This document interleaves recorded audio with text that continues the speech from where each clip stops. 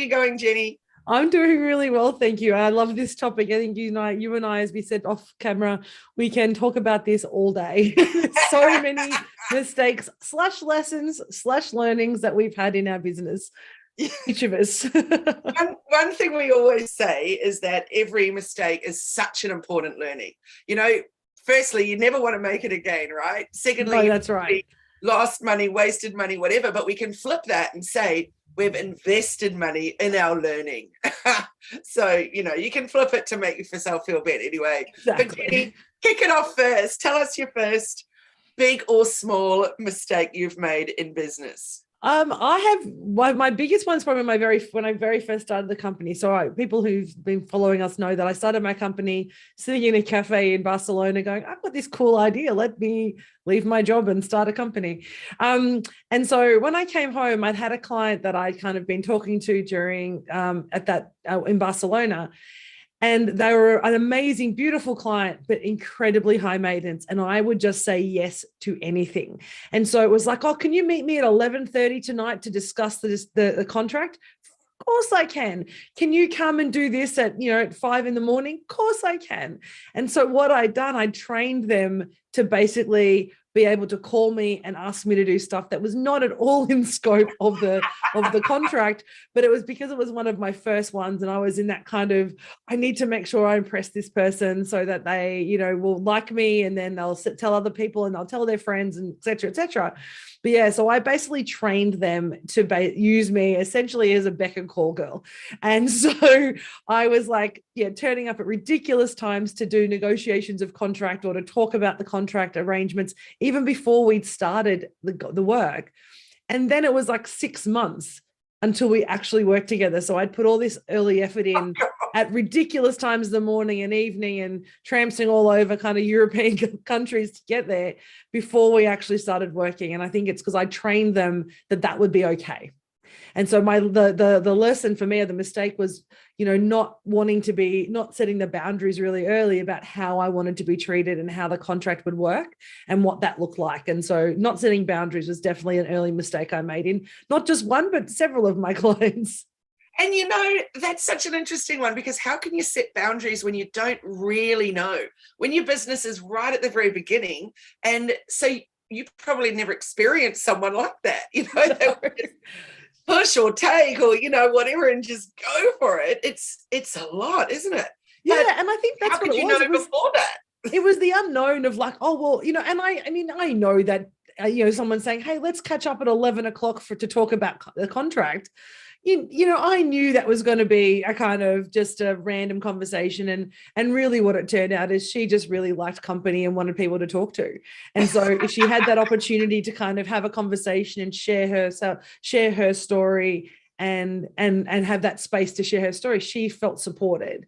And so that's what I learned about her is, why was she asking me to do those things? So at the time I didn't know what the boundaries were, but later on I realized is when clients are asking that kind of request and wanting kind of quite out of the ordinary requests, there's a reason for that. It's either they're lonely and they want company, they want to feel supported, or they've been, mistreated in some way with a previous coach or colleague, and they're trying to kind of test the boundaries to see what you'll do for them. And so now I'm a much more wiser coach in that regard, and consulted in the space. But yeah, it was a crazy time. It's a big lesson in learning, isn't it, about boundaries? I love it. So yeah. And what about yours? What's your first one? Well, yes, I've got a number that roll into one, actually, which is when I first started my production company. So it was a TV production company, and I was living in Sydney in my late 20s. And my dad had recently died, and he was a film producer and had a couple of film companies. And so it felt really right. I'd worked in film, for years, etc. And it just felt really right that I would name it something that really just made me think of him. So my dad used to go, "You beauty," all the time about things. And so his number plate was U, then a space, BU, then a space, then T. And so when I started my own film company, I called it You Beauty, but it looked like You Butt. So people would ring and say, is that You Butt production? And I was like, it's you beauty. But also you beauty was nothing to me, like nothing at all. It just happened to be something really special for me from my dad. So I very quickly learned, leave your special things with your dad at the back door. Leave it in your personal life. You don't need to bring it in, to your business. And look at ways that it can be read to work out that actually that one doesn't work at all. However, I just kind of rolled with the name challenges. Then what then happened is it was going really, really well in Sydney. I worked on some incredible films and travelled in different parts of Australia. One of them, for example, was I worked on the Crocker-Stedford Festival in Moree and in Weipa, which was just extraordinary, and going out to all these tiny little Indigenous communities, and it was just really beautiful. So basically like the Rocker-Stedford, but it was the Crocker-Stedford. So that was a really special thing. Did a bunch of things with SBS and, some private films as well, and decided to move up to the Byron Bay region because we just fell in love with it. And I thought, hey, have this business, travel anyway for it, so I can be based anywhere and just travel. And I had all my connections in Sydney, so I thought I'll just fly down and have meetings whenever is required. And no, major problem. I also thought that there'd be unlimited work going on up here for me and I would be totally needed. So the next lesson is I didn't do my research. And the first bit of research I didn't do is what was my competition going to be up here? So my competition was not other film companies. What it was the local networks. Uh-huh. So you could go to Channel 10, or Channel 10 would go to you as a business and say, for $100, we'll make you a TV commercial. And so there was literally 3 different scripts that they would give you that you could choose from. All ads looked exactly the same, but for $100, and then you just pay for the airtime. That was it. So how could I ever compete with that? Like that? Yeah. I must confess, I did get a few jobs, which was nice, because there are going to be companies that don't want that 3 different scripts to choose from. Yeah, and then off you go. But they were few and far between, and it was a massive challenge. And in terms of the getting loads of work coming out of Sydney for me, I was just before my time. We didn't have Zoom meetings or anything like that. Yes, we had email, but that was pretty much about it. And so me just flying down at the drop of a hat, because I wasn't just in their faces, it just didn't happen the same. No. So the lesson for me was, do your blooming research for sure. But secondly, actually, some great stuff came out of it, because I knew that I needed to diversify. And that's when I went off and studied graphic design and all kinds of other things, and turned into a media agency rather than just film. So, good things came out of it. But yeah, some really hard lessons along the way, and particularly you but. Yeah, I love the you but. I think that's amazing. And it's so true though, right? Because we look at things written down and we look at it in what our memory and what our perspective things are. So we go, okay, it's a logo, or it's an image, or it's the name of our company, or whatever it is. And we're looking at it through the lens of our memory, not the lens of someone who doesn't know, has nothing to do with us. And I've seen that so often with logos, and I see logos come through and I'm like, wow, what is that logo? And it looks a bit weird. And then they tell you the story. I'm like, I get it now that you've told me. But beforehand, it kind of just looked a bit odd, or, slightly offensive. And so we often see that kind of, that need for some peer review or peer conversation. Say, what do you think about this? That's so true. And I used my good friend and graphic designer, Jules Goodwin, to do the logo for it. And already I knew it was going to be problematic. So he made sure that the letters went down, not along. So the U, and then the BU, then the T, to try and alleviate it. But that, that's for business cards and things. Not everybody would see that. No, of course. See the email address or the whatever. Anyway, amusing and annoying for me. Definitely. So, Jenni, what's your next hard lesson you learned? Mine is also from the consulting coaching space, I think, is often, or early on, I did retainers, and I still do some retainers for clients. And so I had a retainer with a particular client for a certain amount of time every week. And so my job was to go in and do that particular role for that period of time. And they wanted me in the office, and I said, look, that's fine. I'd prefer not to, but sure, let's work from the office. And what happened, because I was there for so long, and the retainer was for some time, they needed that long-term kind of in-house support. My role shifted from being a consultant and a specialist consultant providing advice, and I started to be seen as an employee. And so the shift is, of course, you lose that kind of objectivity and the ability to actually share that raw advice that you give as a consultant, that kind of truth telling you do as a consultant, because as an employee, their relationship with you and the power balance starts to change. And so because I was embedded for so long, it started to actually change the dynamics, and not in a really positive way. And at the end of it, I managed to kind of turn it around. And when I separated, I was like, I don't think you need me anymore. I think this is different work for someone else. Let's kind of step away.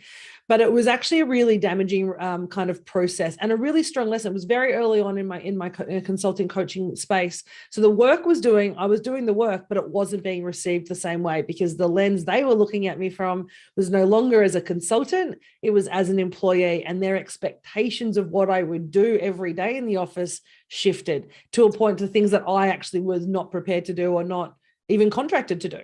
But it didn't matter, because there was this kind of, well, you're here, I'm paying you, so therefore there's all this other stuff you can do.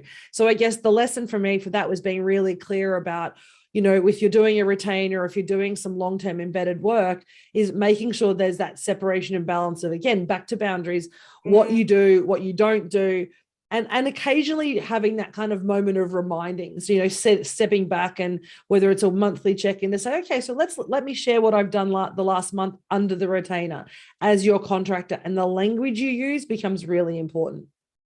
Doesn't it just? Wow, that's a really, really good one. So again, boundaries, and it definitely around language. It's a really, really good one. How would you avoid that in the future?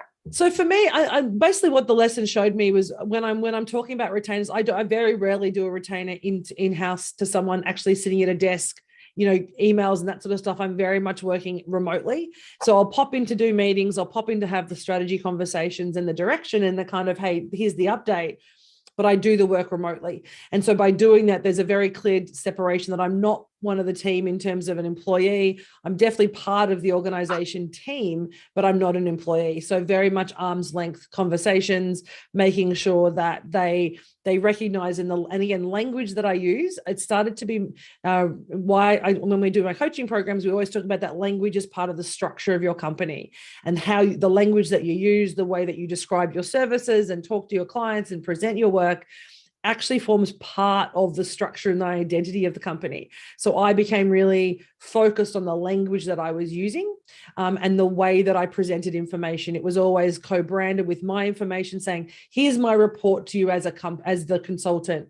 It wasn't just, it'd have their branding on it, but it would always have provided by me with my footer, my information. So it was very clear that it was me providing a report or some information and not being done as someone internally. And that, again, that comes back to language and the way you show up. Good tips there. Very, very good. And what about you? What's your next one? My next one is a big one financially. So this one is when I had my e-commerce business. Well, really, it was a designing business, but it was e-commerce. So I was designing kids' toys and decor, and then initially it was all being manufactured in Australia. So I would buy the fabrics as needed. I had an amazing cutter who used to cut for Country Road and then moved up to an MO property, so multiple occupancy, out the back of Maynarm in the rainforest. So like about a half-hour drive inland from me.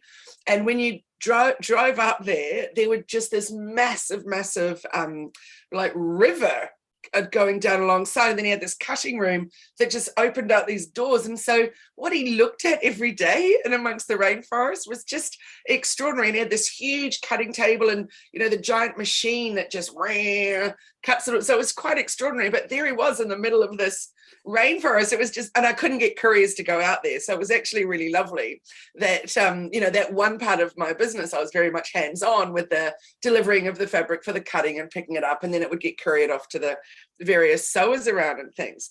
So what happened is that through a friend, I got this great situation going on in Vietnam for fair trade and ethical manufacturing. So what I loved is that it didn't have to be ginormous numbers. So, first time of going offshore, etc. But there's no way that my sewers here could keep up with the growth in the business. So, and I had this whole nappy bag range that was going really, really well. So I went off to Vietnam to get this first lot done. And, well, I didn't go to Vietnam, I just off I went with this manufacturing. However, big rookie mistake is, again, probably about research and doing my homework, but I think even more about trusting other people more than you trust yourself.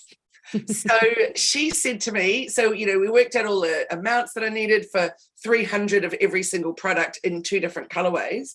And then she said, that fabric for your lining, and because we have to print it for you because it's particular color hue, et cetera, it'd be much better if you bought a lot of that fabric and we stored it in our factory, because having that put on layaway will be a really important thing, because prices are just going to go up and up and up.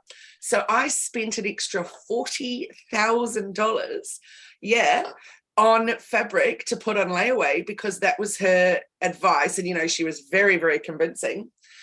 By the time I sold that business, like 8 years later or something, I still had probably, I don't know, but more than half of that fabric sitting there. Wow. So all the other production runs were done, hadn't even, really dented the amount that there was there.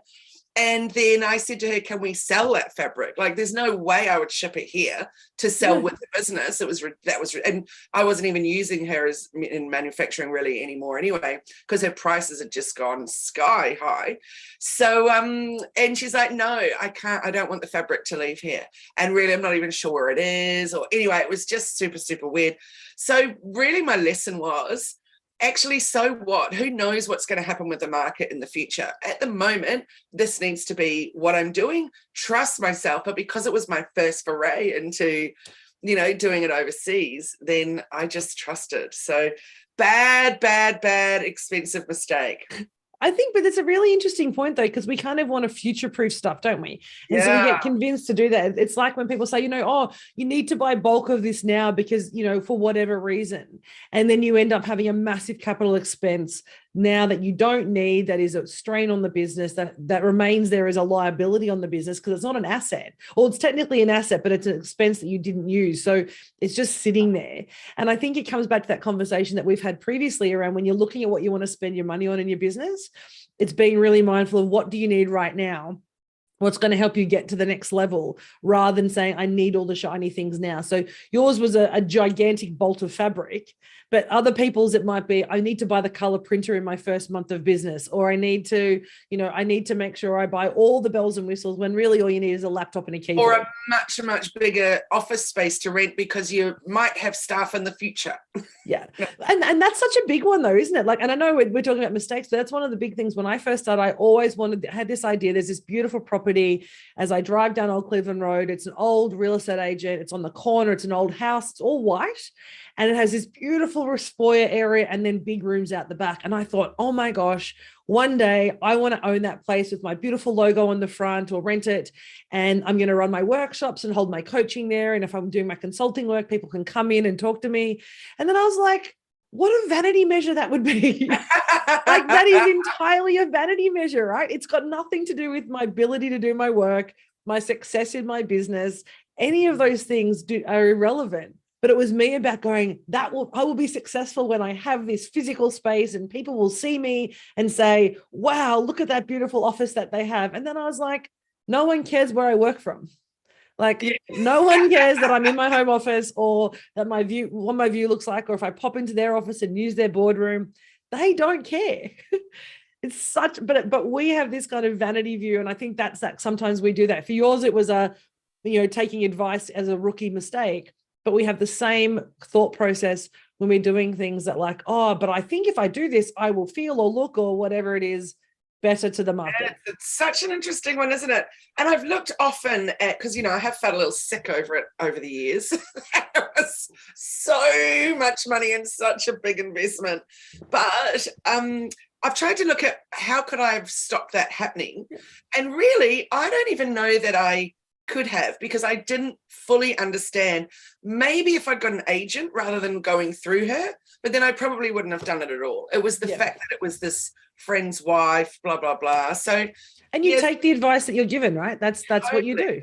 So possibly I needed someone else's advice, but they would really, probably I wouldn't have even known who to be even looking for to get that advice. So yeah, expensive one. But what about you, Jenni? What's another for you? I think for me, most of my lessons are around the sort of same thing, but the last one I think particularly, which is a big one for coaches and consultants, is around pricing. And it's one of the reasons why pricing is such one of the most important things that I talk about with all my clients around what is your value, what's the cost of doing business.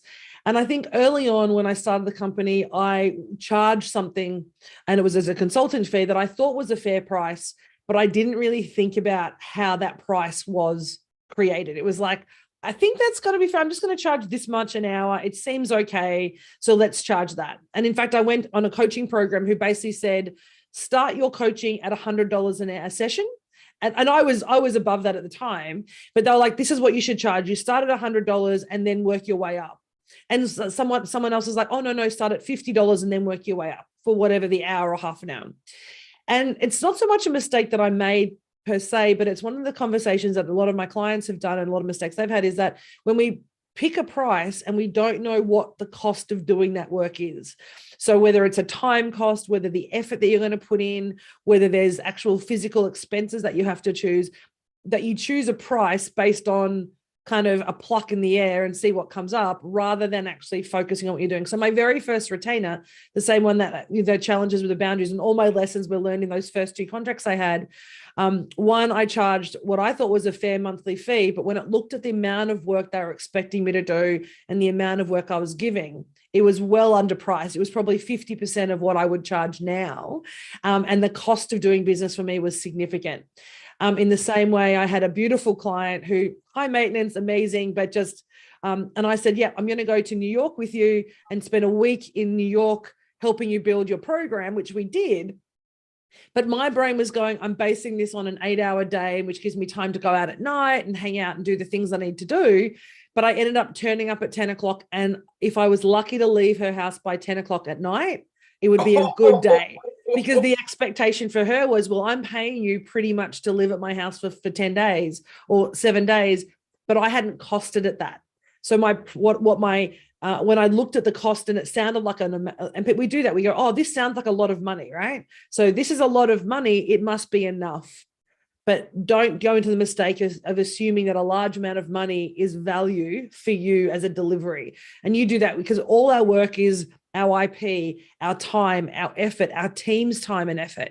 And that has to be costed in. And I didn't do that early enough, which is why now I have a very detailed spreadsheet that has my day rates on it, has my hourly rates, has my admin fee rates. And so when I'm charging out, particularly for large contracts, I actually use that as the basis. So I can actually, if someone says, how did you come up with that number?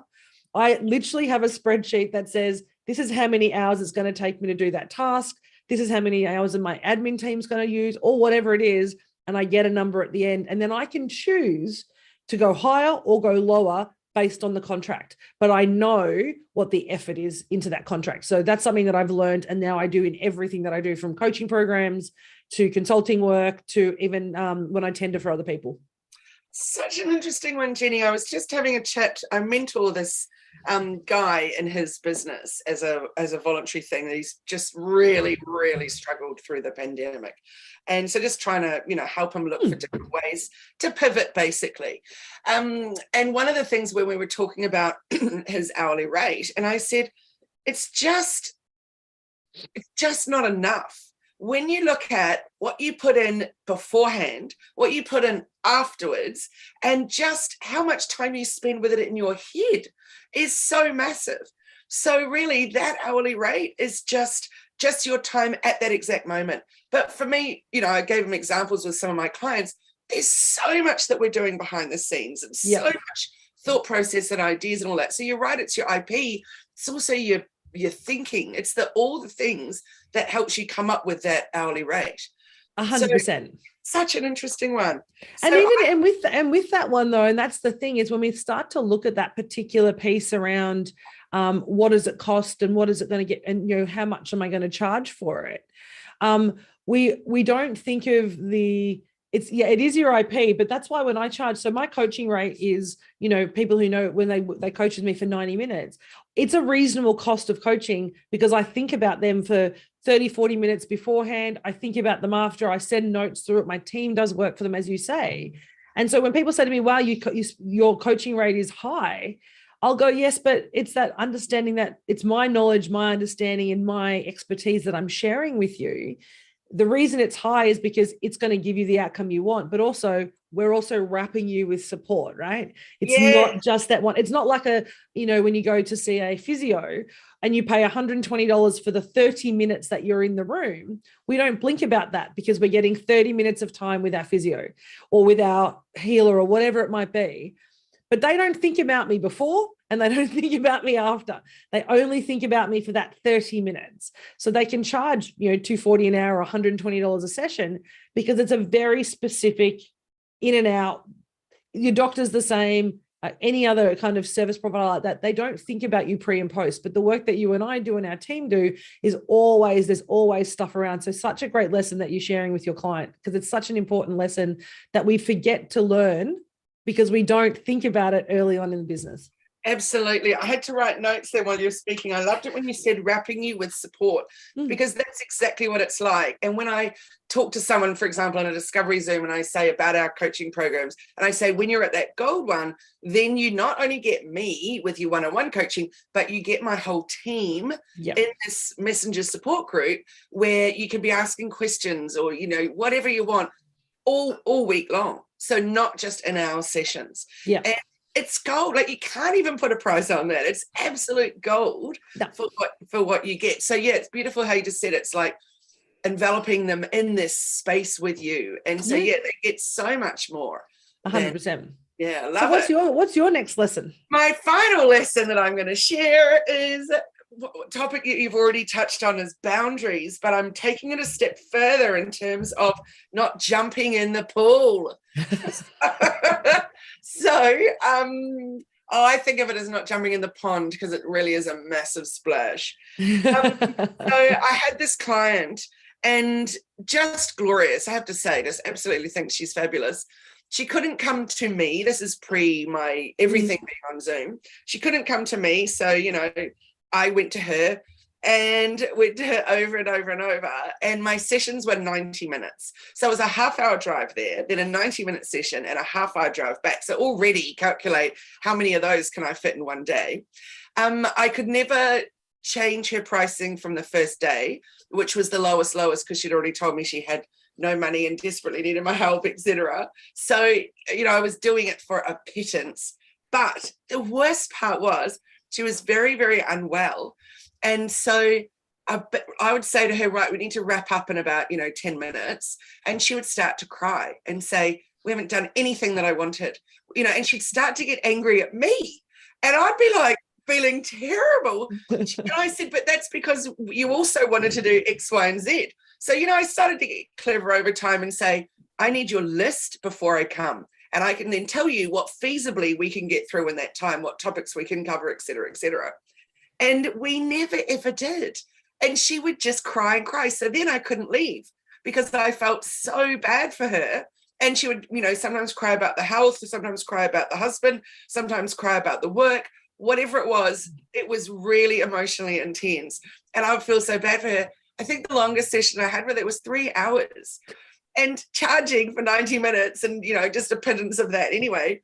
And it was really full on, Jenny. When I went 100% on Zoom at the beginning of the pandemic, she just couldn't cope with that at all. And it was an absolute relief, absolute relief because, it was just sucking the life out of me. And as I said, she's a really, really wonderful, wonderful human, like honestly, super, super lovely. But that was just so much. So what was my lesson is A, boundaries, B, when that situation was no longer working for me, to speak up, and C, the emotional thing. I don't think I even now know how to deal with that, but You know? When that was my client, that was my overseas client. When I said I was going to go there for 8 hours, but the language that they would use, and it's very clever, is, would you be so kind as to help?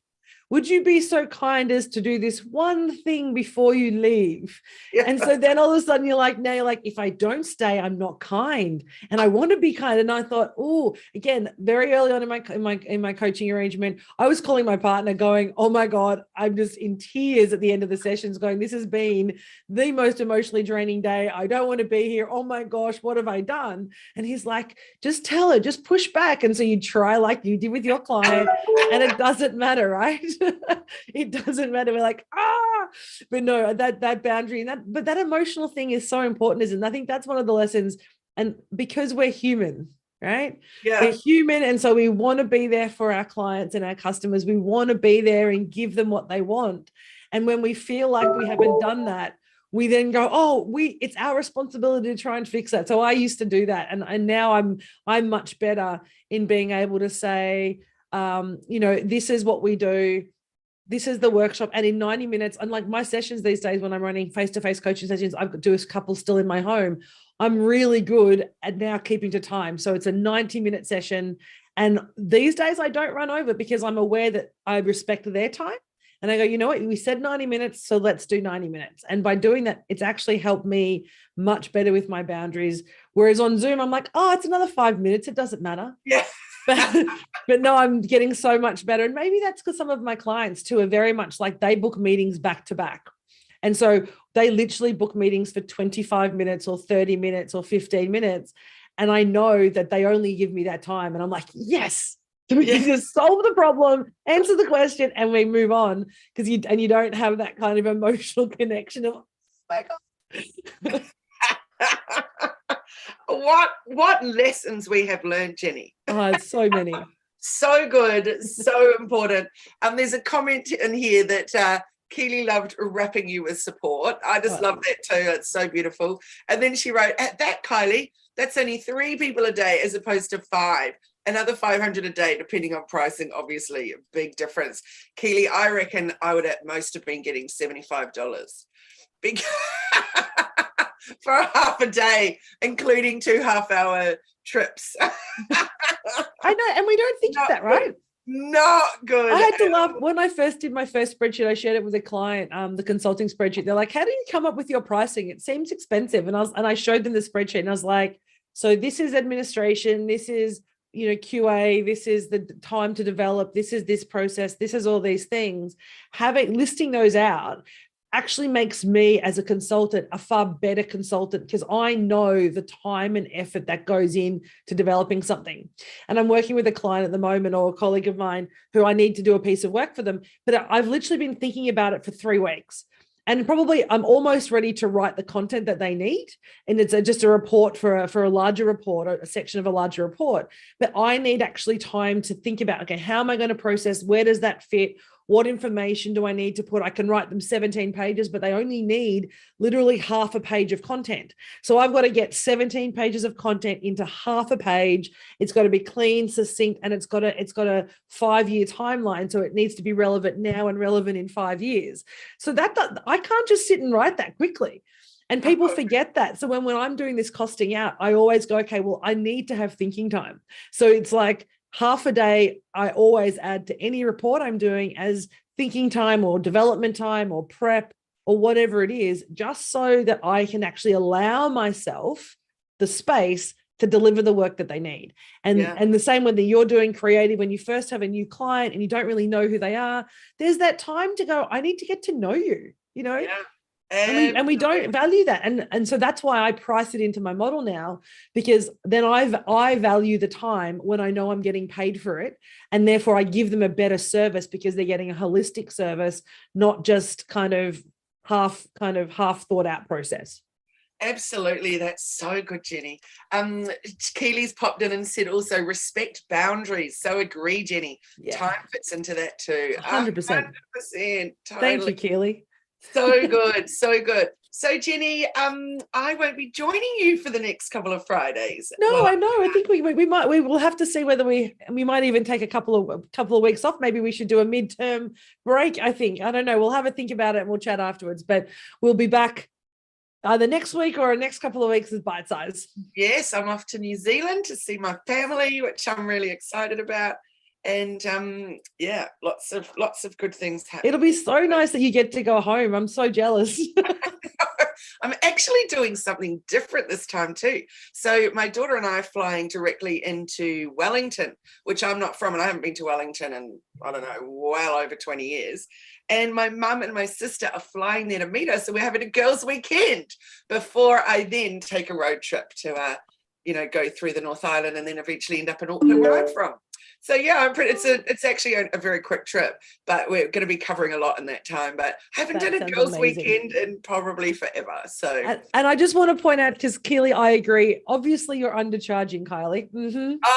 But like I said, so even if my rate at that point was $300 an hour and she was being charged $75, it's because initially she would have got a 50% discount anyway. It's because she was really struggling. So it was not good on it. But Keely, I'll make you notice that Kylie rejects the conversation I have every time about her pricing. Her clients listening going, no, don't put your price up, Kylie. Yeah. But your work is golden, and you are. And we talk about this because the value that Kylie gives you as a client, as a customer, and even as a friend is phenomenal.